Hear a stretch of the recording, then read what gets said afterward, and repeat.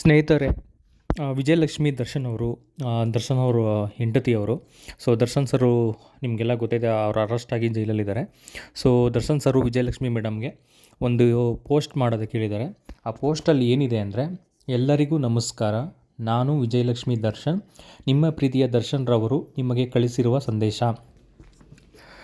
ಕನ್ನಡ ಕಲಾಭಿಮಾನಿಗಳೇ ಹಾಗೂ ನನ್ನ ಸೆಲೆಬ್ರಿಟಿಗಳೇ, ಈ ನಿಮ್ಮ ಪ್ರೀತಿಯ ದಾಸನ ಶಿರಸಾಷ್ಟಾಂಗ ನಮಸ್ಕಾರಗಳು. ನನ್ನ ಸುಖದಲ್ಲಿ ಭಾಗಿಯಾಗಿ ಕಷ್ಟದಲ್ಲಿ ಬೆನ್ನೆಲುಬಾಗಿ ನಿಂತ ನಿಮ್ಮ ಪ್ರೀತಿಯ ಅಭಿಮಾನಕ್ಕೆ ನಾನು ಜೀವನ ಪರ್ಯಂತ ಆಭಾರಿ.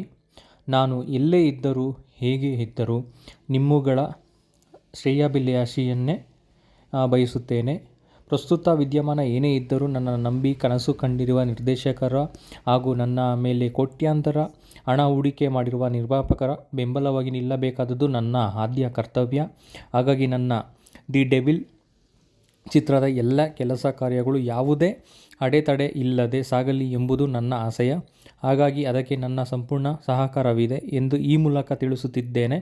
ಹಾಗೂ ಇದಕ್ಕೆ ನನ್ನ ಸೆಲೆಬ್ರಿಟಿಗಳು ಕೂಡ ಸಪೋರ್ಟ್ ಮಾಡ್ತಾರೆ ಅಂತ ನಂಬಿದ್ದೇನೆ. ಸಿನಿಮಾ ಒಂದು ಮನರಂಜನೆಯ ದೃಷ್ಟಿಯಿಂದ ನೋಡಬೇಕೇ ಹೊರತು ಯಾವುದೇ ವೈಮನಸ್ಸಿಂದ ಆಗಲಿ, ದ್ವೇಷದಿಂದ ಕೋಪದಿಂದ ನೋಡಬೇಡಿ. ಅದು ಒಂದು ಮನರಂಜನೆಯಾಗಿ ನೋಡಿ ಅಂತ ಡಿ ಬಾಸ್ ಅವರು ಒಂದು ಸಂದೇಹನ ಕಳಿಸ್ಕೊಟ್ಟಿದ್ದಾರೆ. ಅವರು ವಿಜಯಲಕ್ಷ್ಮಿ ಅವರು ತಮ್ಮ ಇನ್ಸ್ಟಾಗ್ರಾಮ್ ಖಾತೆಯಲ್ಲಿ ಪೋಸ್ಟನ್ನು ಹಂಚ್ಕೊಂಡಿದ್ದಾರೆ.